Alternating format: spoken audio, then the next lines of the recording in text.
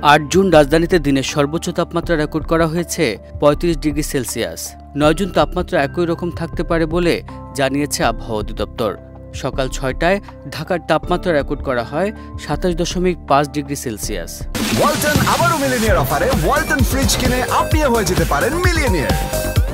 Millionaire ছড়াছড়ি দেশ জুড়ে, এটা শুধু ওয়ালটনই পারে।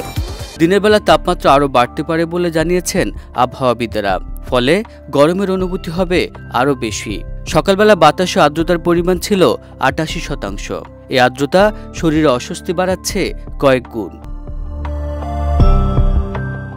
গত ২৪ ঘন্টা রাজধানীতে কোনো বৃষ্টিপাত হয়নি।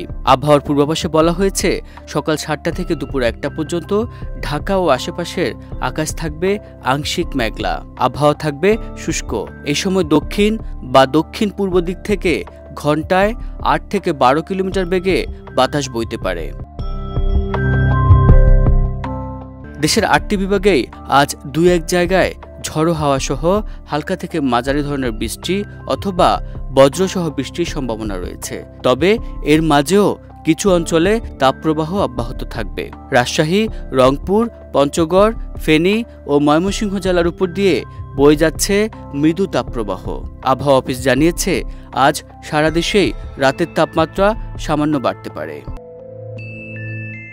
ডেস্ক রিপোর্ট, দেশ রূপান্তর।